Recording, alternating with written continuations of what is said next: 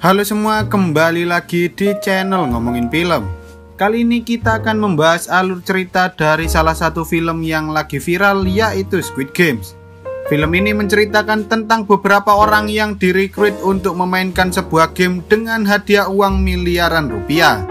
Awalnya mereka mengira bahwa permainan itu hanyalah permainan biasa, namun saat mereka mencoba memainkannya, mereka akhirnya sadar bahwa ternyata mereka terjebak di dalam permainan yang harus mempertaruhkan nyawa mereka.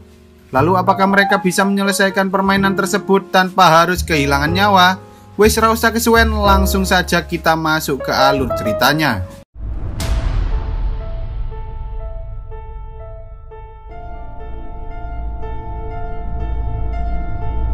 Dahulu saat anak-anak belum mengenal FF dan Mobile Legends, para bocah-bocah sering bermain bersama di sebuah lapangan. Salah satunya adalah Squid Game alias permainan cumi-cumi.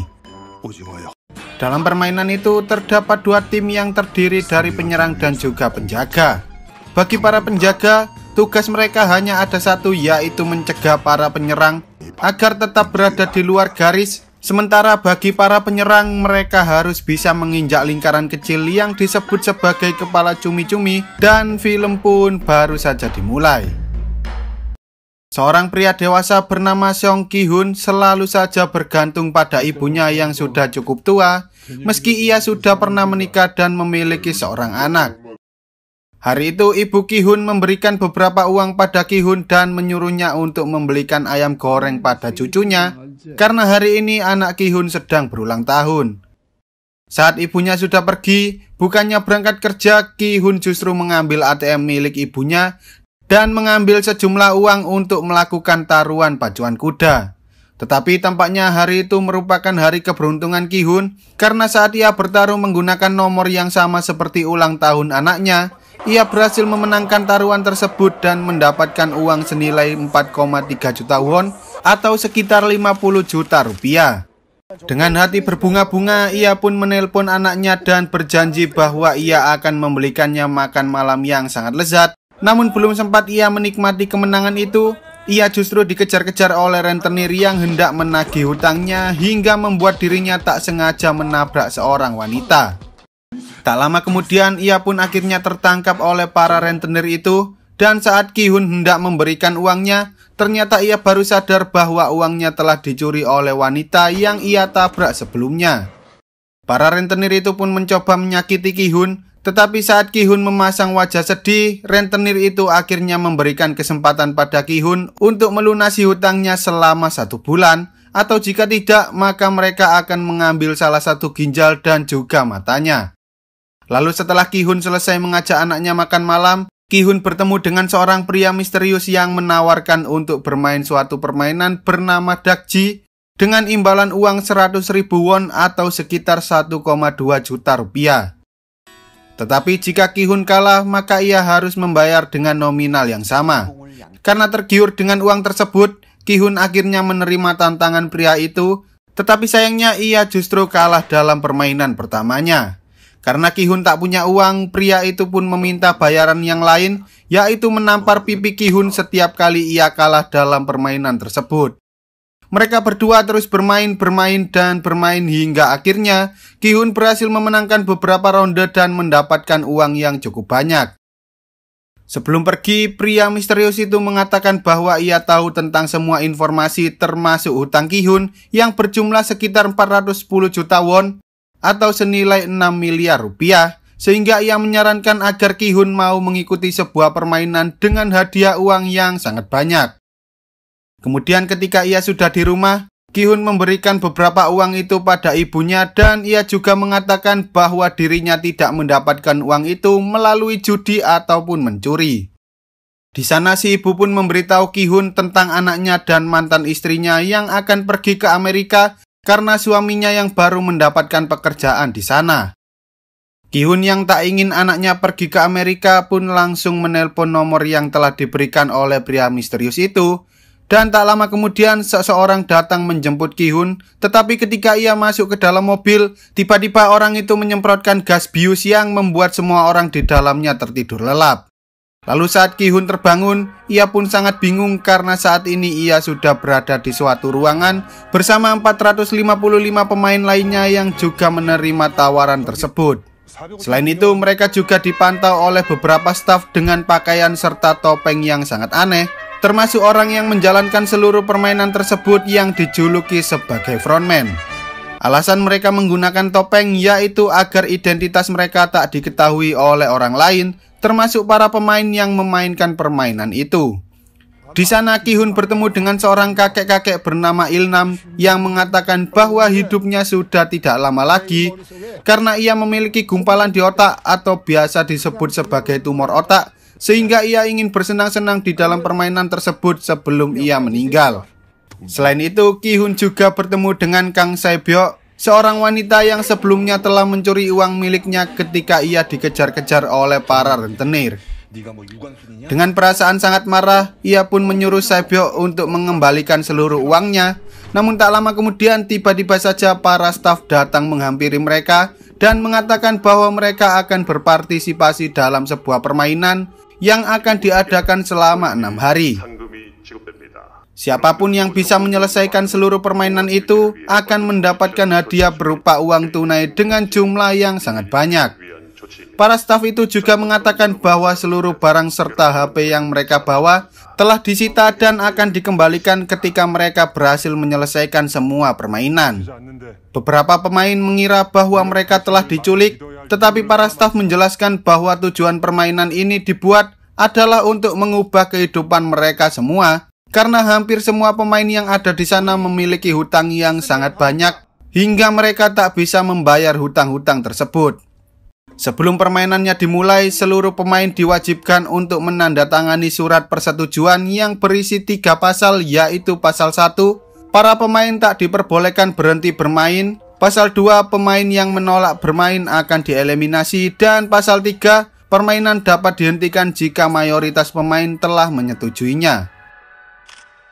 Setelah menyelesaikan semua persyaratan, para pemain kemudian dibawa menuju ke suatu tempat melewati tangga-tangga yang sangat aneh, hingga akhirnya mereka sampai di sebuah lapangan terbuka. Lalu saat semua pemain telah berkumpul di sana, frontman kemudian menyuruh para staf untuk segera menjalankan permainan pertama, yaitu lampu merah, lampu hijau. Dalam permainan pertama, semua pemain boleh bergerak maju selama penjaga yang berbentuk robot ini mengatakan lampu hijau. Namun jika penjaga mengatakan lampu merah, semua pemain tak boleh bergerak sama sekali, dan jika ada yang bergerak, maka mereka akan langsung dieliminasi.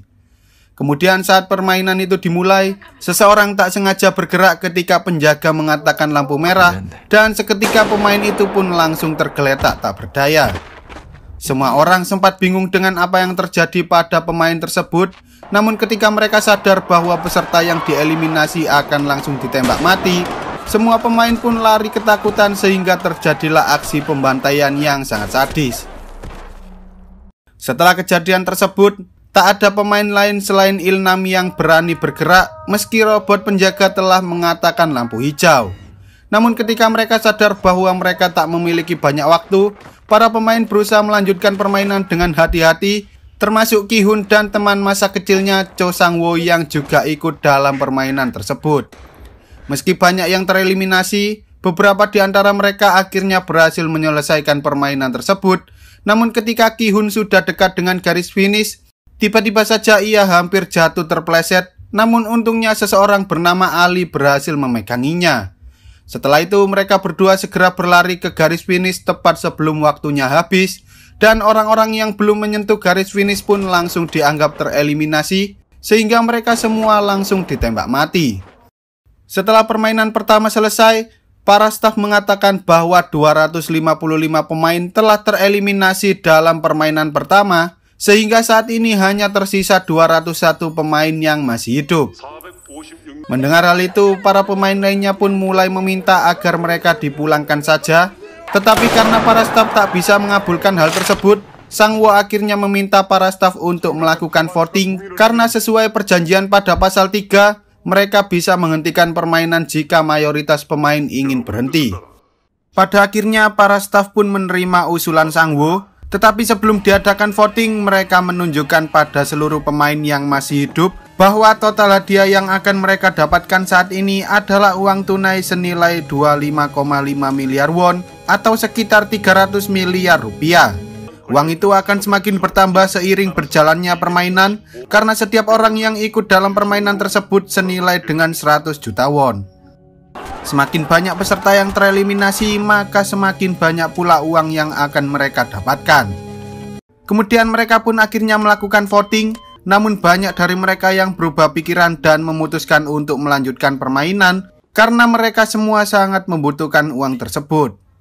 Saat angka voting itu menunjukkan jumlah yang sama, seluruh nasib semua pemain kini berada di tangan kakek Ilnam yang akan memberikan voting terakhir. Dan tampaknya kakek Ilnam akan memilih untuk melanjutkan permainan mengingat umurnya yang sudah tidak lama lagi. Tetapi pada akhirnya ia memilih untuk tidak melanjutkan permainan tersebut, sehingga permainan pun dihentikan dan mereka semua dipulangkan kembali. Sangwo yang saat itu bersama Ali tak tega ketika melihat Ali hendak berjalan kaki ke rumahnya yang berjarak 30 km dari tempat itu, sehingga ia pun memberikan ongkos agar Ali bisa pulang dengan menggunakan bis. Sementara itu, Ki-hun mencoba melaporkan kejadian itu pada polisi, tetapi ia justru dianggap sebagai orang gila. Ki-hun menyuruh polisi itu untuk menelpon nomor yang ada di kartu tersebut, tetapi mereka malah terhubung pada orang lain sehingga Pak Polisi itu pun marah dan langsung mengusir Ki-hun dari sana.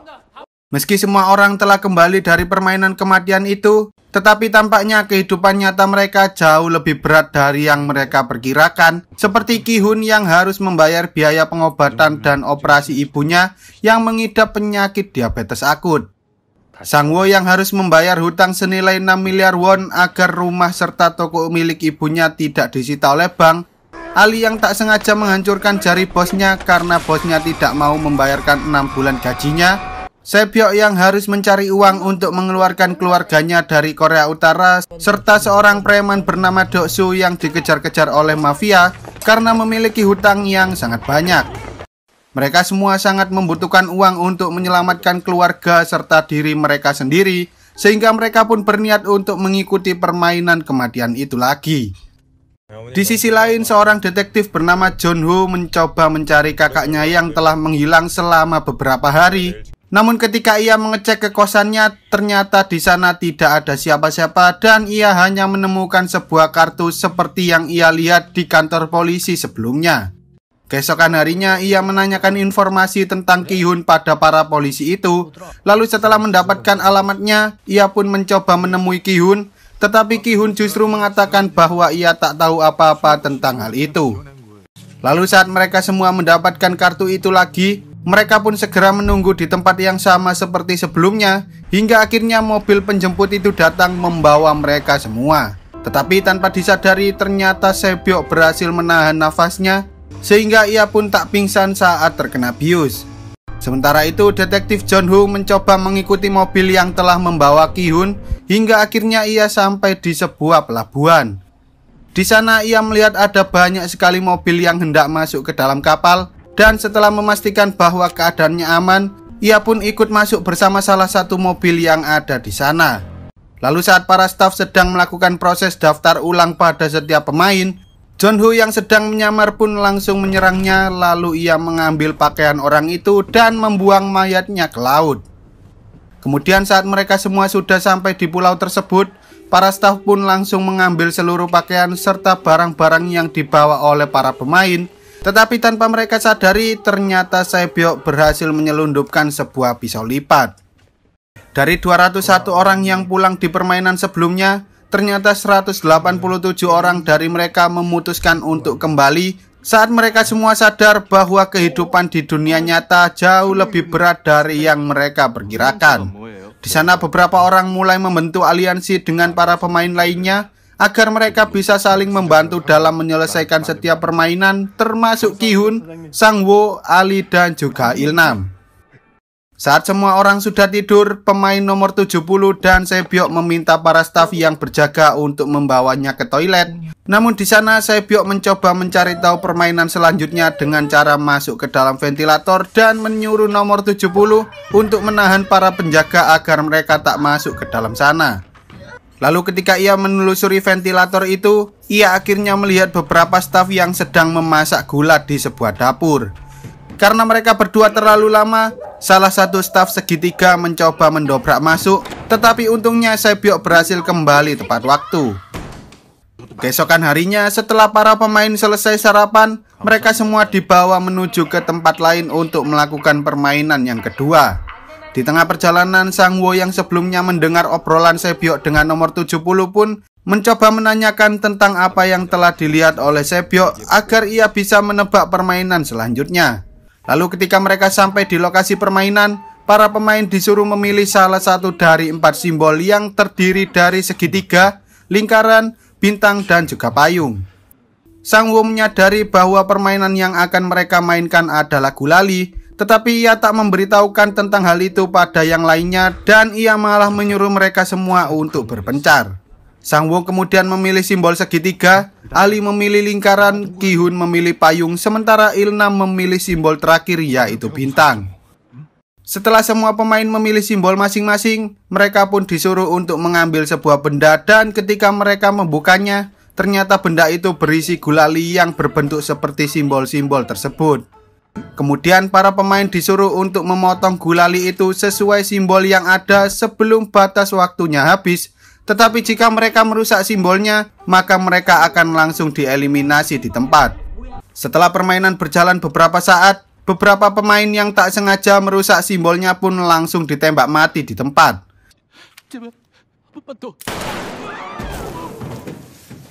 Namun tampaknya para pemain yang memilih bentuk segitiga sangat diuntungkan dalam permainan tersebut karena simbol itu jauh lebih mudah untuk dipotong daripada simbol yang lain. Sehingga pada akhirnya banyak dari mereka yang berhasil lolos ke permainan selanjutnya, termasuk Sang-woo dan juga Sae-byeok. Tak lama kemudian Ali akhirnya berhasil menyelesaikan permainan tersebut, sementara Ki-hun dan kakek Il-nam tampaknya kesusahan karena simbol mereka lah yang paling susah untuk dipotong dalam permainan itu. Saat waktunya sudah hampir habis, Ki-hun akhirnya menemukan cara lain untuk memotong gulali tersebut, yaitu dengan cara menjilatinya. Kakek Il-nam dan para pemain yang melihatnya pun langsung menjilati gulali mereka masing-masing dan pada akhirnya mereka berhasil menyelesaikan permainan itu tepat waktu sebelum waktunya habis. Di sisi lain, saat para staf hendak menembak pemain yang gagal, salah satu di antara mereka justru melawannya, tetapi saat si staf itu membuka topengnya, si pemain justru menembak dirinya sendiri dan pada akhirnya para staf menembak mati seluruh pemain yang gagal menyelesaikan permainan tersebut. Tak lama kemudian frontman datang dan langsung menembak orang itu, karena sesuai peraturan siapapun yang menunjukkan identitasnya maka ia harus mati. Sementara itu, John-woo yang sedang menyamar sebagai salah satu staf bertopeng lingkaran mengambil topeng yang berbentuk persegi agar ia bisa mengatur para staf yang memakai topeng lingkaran dan juga topeng segitiga. Lalu film pun bersambung. Okelah, sekian dulu untuk video kali ini. Semoga kalian semua terhibur. Jangan lupa untuk support channel ini dengan cara klik tombol subscribe lalu nyalakan loncengnya agar kalian tidak ketinggalan dengan video-video terbaru dari channel ini. See you on the next video dan sampai jumpa.